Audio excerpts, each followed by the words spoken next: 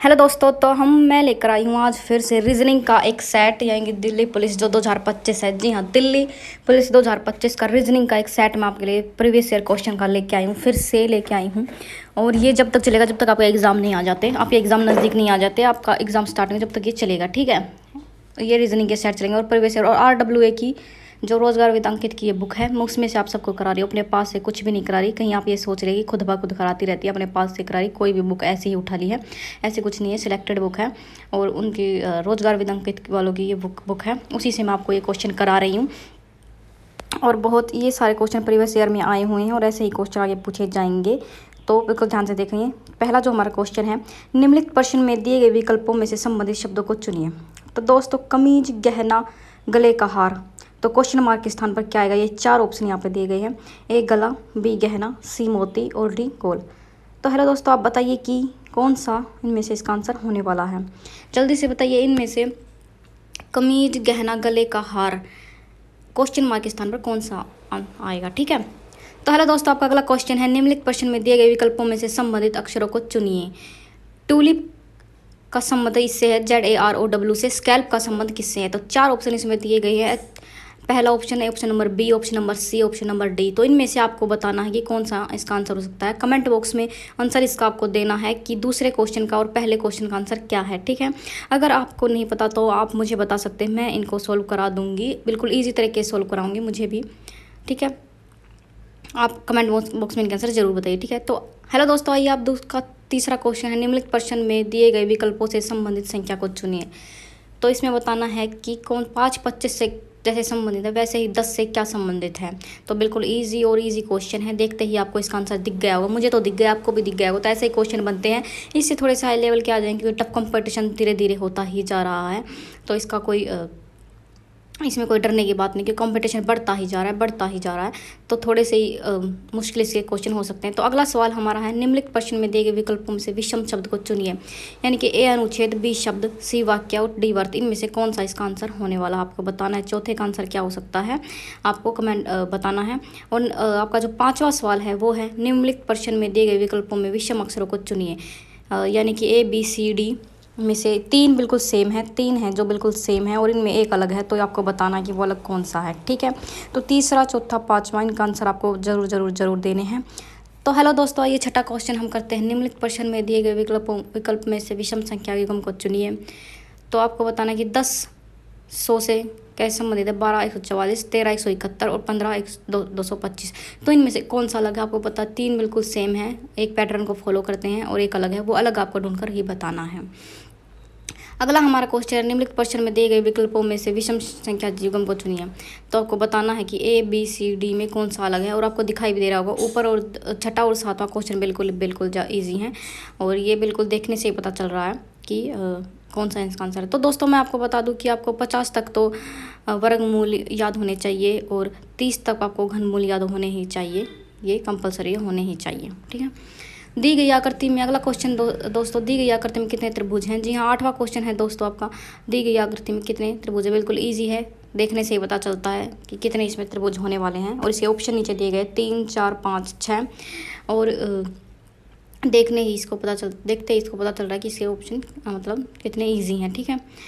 तो वर्ग पूछेगा, त्रिभुज पूछेगा, ये और आयत पूछेगा, ये तीनों ही पूछेगा। वर्ग, त्रिभुज, आयत, तीनों के तीनों आपको अच्छे से सीखने जाने, क्योंकि इन तीनों से बाहर वो कुछ नहीं पूछेगा, बस यही पूछेगा। और दिल्ली पुलिस में तो यही आते हैं। और अपना अच्छे से इसका आंसर बताइए। तो हेलो दोस्तों, अगला जो हमारा क्वेश्चन है वो है, दी गई में आकृति में कितने आया था, यानी कि जो ये आकृति दी गई इसमें कितने आया था। तो मैंने आपको ऊपर बताया ही था कि वर्ग, त्रिभुज और आयत इनके बारे में ही पूछता है। अब तक तो इनके बारे में ही पूछा है, अब आने वाले उसमें और भी पूछ सकता, तो कुछ कह नहीं सकते, लेकिन अब तक तो वर्ग, त्रिभुज, आयत के बारे में ही पूछा है। तो इस तरीके से इसको सोल्व करते हैं। पहले ऊपर से आपको पता ही होगा, जिसको ये वाला चैप्टर आता है वो आपको पता होगा कि कैसे इसको सोल्व करते हैं, कैसे इसको आयतों को गिनते हैं, ठीक है। और आपको इसका आंसर बताना है। और इसके ऑप्शन हैं जो इस पर दूसरी स्लाइड में इसके ऑप्शन दिए गए हैं, लेकिन मैं लिख के बता देती हूँ। जो ऑप्शन नंबर A है वो 11 है, ऑप्शन नंबर B है जो वो 12 है, और ऑप्शन नंबर C है वो 10 है, और ऑप्शन नंबर D है वो 13 है, ठीक है। ऑप्शन नंबर D है जो वो 13 है। तो ये इसके चार ऑप्शन हैं। चार ऑप्शन में आपको देख कर बताना कि इसका आंसर क्या होने वाला है, ठीक है। मैं ऑप्शन भी आपको अच्छे से मैंने इसको बता दी कि जो ऑप्शन थे वो दूसरे वाले पेज में थे, दूसरे वाले पेज में अब क्या, तो मैंने इसे यहीं पर लिख दिया, ठीक है। तो बताइए इसका आंसर क्या होने वाला है, कितने आयत हैं। तो आइए दोस्तों अपना 10वां क्वेश्चन हम करते हैं। दी गई आकृति में कितनी सतह हैं। सतह आपको बतानी है कि दी गई आकृति में कितनी सतह हैं। इसके ऑप्शन है option number 6, 7, option number 8, option मतलब 8 और 5, ये इसके ऑप्शन है। आपको बताना है कि इसमें कितनी सतह हैं। आप सबको बता दूं कि ये क्वेश्चन पूछा भी जाता है और नहीं भी, पूछ भी सकते हैं और नहीं भी पूछ सकते। और ये 3D इमेज होती है, आपको सबको पता है 3D इमेज जो होती हैं ये वो इमेज हैं और पूछने की संभावना होती है। तो आपको इसकी तैयारी करके ही जानी है, क्योंकि इसमें ये ज़्यादा मुश्किल होते हैं और आपको इसको सॉल्व करना है। नहीं आए तो मुझे बता देना, मैं इसको सॉल्व करा दूँगी, ठीक है। और ऐसे क्वेश्चन बनते हैं, कुछ बिल्डिंग सी रखी होती हैं वैसे ही बनते हैं, ठीक है। तो आइए दोस्तों अपना अगला क्वेश्चन करते हैं। 11वां जो हमारा क्वेश्चन है, नीचे एक घन की 3 अवस्थाएं दर्शाई गई हैं। घन आपको पता ही होगा, इसमें आपको बताना है कि ए युक्त फल क्या आएगा। ए ही है ना, ए नहीं है ये बीटा, कुछ आपको पता हो कोस बीटा, तो ये इसके विपरीत क्या आपको बताना है। तो option number A, B, C, D, इसके 4 ऑप्शन दिए गए हैं आपको। इसका बिल्कुल ईजी है, इसमें तो कुछ कहने की बात नहीं, दिखने से ही पता चल रहा है कि इसका ऑप्शन क्या है, क्योंकि जिसकी अच्छी खासी प्रैक्टिस है उसको तो सोल्व करने की ज़रूरत पड़ती नहीं है, वो तो देखते ही बता देगा दिमाग में ही कि इसका ऑप्शन आंसर क्या होने वाला है, क्योंकि इजी है, ठीक है। ऐसे क्वेश्चन पूछे जाते हैं, एसएससी ऐसे क्वेश्चन बनते हैं और एसएससी ऐसे क्वेश्चन अब पूछने लगे और एक क्वेश्चन तो बनता ही है, एक क्वेश्चन ऐसा बनता है। तो आइए दोस्तों अपना अगला क्वेश्चन यानी 12वां क्वेश्चन करते हैं। दी गई आकृति में उस उत्तर आकृति को चुनिए जिसमें प्रश्न आकृति नहीं है, यानी ये आपको दिखाई दे रही होगी ये आकृति, और ऐसे क्वेश्चन बनते हैं, बहुत ज़्यादा बनते हैं। आपको ऐसा लग रहा होगा कि ये ईजी है, ये ईजी नहीं होते।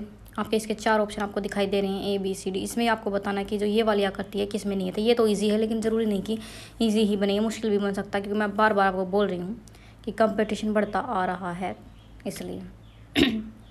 तो आपका ये नॉन वर्बल रीजनिंग है, जितने भी आकृतियों वाले क्वेश्चन हैं नॉन वर्बल रीजनिंग से ही आते हैं। और मैंने आपको पिछली वीडियो में बताया कि नॉन वर्बल रीजनिंग ही भर भर के पूछ रही है एसएससी अपने एग्जाम में। तो अगला आपका क्वेश्चन है, आइए दोस्तों आपका 13वां जो क्वेश्चन है, कौन सी आकृति प्रश्न आकृति के प्रतिरूप को पूरा करेगी। लेकिन इनमें मतलब आपको बताना है कि इनमें से कौन सी आकृति है जो इसको पूरा करेगी। क्वेश्चन मार्क के स्थान पर कौन सी आकृति आएगी।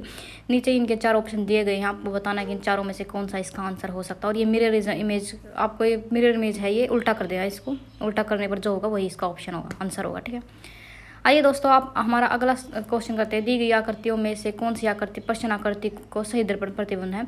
तो ये 4 इसके ऑप्शन दिए गए हैं, आप बताइए इसमें भी आपको मतलब मिरर इमेज है, इसको उल्टा कर देना। उल्टा करने पर जो इसका आंसर होगा वही जो बनेगा वही इसका आंसर होगा, ठीक है। सेम है बिल्कुल, आपको करनी है, ठीक है। दोनों जो पिछले जो क्वेश्चन थे दोनों के दोनों सेम थे। आइए दोस्तों हमारा अगला क्वेश्चन है कि निम्नलिखित प्रश्न में दिए गए विकल्पों में से क्वेश्चन मार्क के स्थान पर क्या आएगा। तो ये क्वेश्चन मार्क दिया हुआ है, तो इसके स्थान पर क्या आएगा। 4 ऑप्शन इसमें दिए गए हैं और बिल्कुल ईजी है, इसमें कोई देखने की वो नहीं है। मैंने आपको पहले ही बताया कि रीजनिंग है जो दिल्ली पुलिस में बहुत ईजी आएगी, लेकिन आपको नॉन वर्बल है जो वो बहुत कन्फ्यूज करेगी। आप सही लगा के आओगे, लेकिन जब आंसर की आएगी तो आपको पता लगेगा कि आपने गलत लगाया था। तो आपको ये है दी गई आकृति। ये दोस्तों अगला क्वेश्चन करते हैं। दी गई आकृति में कितनी पुस्तकें या तो पुरानी है या ऐतिहासिक है, परंतु दोनों नहीं हैं। तो इसमें आपको बताना होगा जो पुस्तकें हैं या तो पुरानी या ऐतिहासिक, परंतु दोनों नहीं है। तो ये वाला जो मैंने हाइड कर दिया, ये वाला पार्ट मैंने हाइड कर दिया, क्योंकि इसको आपको देखना ही नहीं है, क्योंकि इसने मना कर दिया कि दोनों नहीं हैं। इसने पहले ही मना कर दिया अपने उसमें कि दोनों नहीं हैं। तो इस वाले इसको ये जो 3 हैं इसको आपको हाइड कर दिया। तो आप बताना इसका आंसर क्या हो सकता है, ठीक है, क्या इसका आंसर है। और नीचे इसके ऑप्शन आपको दिखाई ही दे रहे हैं, 195, 131, 149, 96। इनमें से इसका आंसर क्या है आपको बताना है। वैसे तो इजी हो गया है क्योंकि मैंने इसको हाइड कर दिया, तो अपना आंसर बताइए। आइए दोस्तों अपना हमारा लास्ट क्वेश्चन है जो इस वीडियो का वो करते हैं, यानी 17वां क्वेश्चन हमारा इस वीडियो का लास्ट क्वेश्चन है। निम्नलिखित शब्द को शब्दकोश में आने वाले क्रम के अनुसार लिखिए। आपको बताइए होगा ये जो अंग्रेजी के शब्दकोश होते हैं, अंग्रेजी के अकॉर्डिंग इनको रखना है। डूम, डाउन, ड्रोन, ड्रैप, डिंग, ये जो बताया गया है ये बिल्कुल इजी, ये चैप्टर बहुत इजी होता है, मुझे तो बहुत ज़्यादा इजी लगता है और मैं आसानी से इसको सोल्व भी कर लेती हूँ। कोई इसको पूरा सोल्व करता है, और मैं पहले ही बता रही हूँ इसको पूरा सोल्व कभी मत करना नहीं तो आपका पूरा टाइम ही जाएगा अच्छे से सोल्व करने। इसको दिमाग लगा के आधा ही सोल्व करके इसका आंसर आ जाएगा, ठीक है। क्योंकि 5 तो आपको सबको दिख रहा है कि 5 सब में दिया गया है, तो आपको 5 तो देखना ही नहीं है। फिर आपको देखना है कि 1 और 2 दिया है, ऐसे देखना आपको 5 सब में दिया गया तो 5 को आपको देखना ही नहीं है। तो ये इस वीडियो का लास्ट लास्ट क्वेश्चन था। तो आपको क्वेश्चन कैसे लगे कमेंट करके ज़रूर बताइए, और मेरे चैनल को लाइक, शेयर और सब्सक्राइब करिए, ठीक है। कोई भी आपको इसमें गलती होगी तो मुझे ज़रूर बताना, और आपको कुछ समझ में नहीं आ रहा वो भी बताना मेरे को, मैं सॉल्व करा दूँगी। और आप सबको बताइए प्रीवियस ईयर क्वेश्चन है, मैंने अपने पास से बिल्कुल भी नहीं लिए हैं, और कमेंट बॉक्स में आपको इनके आंसर बताने हैं, ठीक है। नहीं तो अपनी कॉपी में ही सॉल्व कर देना। और ये रीजनिंग के जो हैं मेरी सीरीज़ है, आपको कैसी लग रही है ज़रूर बताना, ठीक है। 10 से 12 मिनट में आपके जितने भी चैप्टर हैं, आप देख रहे होंगे रीजनिंग के सारे चैप्टर की अच्छी रिवीजन हो गई है। 10 से 12 मिनट में आपका मैंने कोई 1-2 घंटा नहीं लिया, सिर्फ 10 से 12 मिनट लिए हैं, ठीक है। दिल्ली पुलिस में ये पूछे जाते हैं, दिल्ली पुलिस के ही प्रीवियस ईयर हैं, किसी और एग्जाम के नहीं है। और मुझे पता सब दिल्ली पुलिस की ही अभी तैयारी कर रहे हैं। और यूपी पुलिस के भी अगर आप कहेंगे तो मैं यूपी पुलिस के भी स्टार्ट कर दूँगी, ऐसी कोई बात नहीं है। यूपी पुलिस, बिहार पुलिस में दोनों के स्टार्ट कर दूँगी। यूपी पुलिस की रीजनिंग भी मैं शुरू करा दूँगी। तो मैं हर वीडियो के लास्ट में बोलती हूँ कि हमेशा खुश रहिए, क्योंकि यही सबसे ज़्यादा इम्पोर्टेंट है। इससे ज़्यादा इम्पोर्टेंट कुछ है ही नहीं दुनिया में। तो हमेशा खुश रहना। कि अजीब सा मैंने फेस बना दिया, लेकिन ये स्माइली वाली इमोजी मैंने बनाई है, ठीक है। तो थैंक यू सो मच मेरी वीडियो को देखने के लिए। प्लीज़ लाइक करिए, क्योंकि आप बिल्कुल लाइक नहीं करो, कमेंट तो बिल्कुल भी नहीं कर रहा, कोई कमेंट नहीं करता, पर कोई बात नहीं, अभी स्टार्टिंग है, सब करेंगे।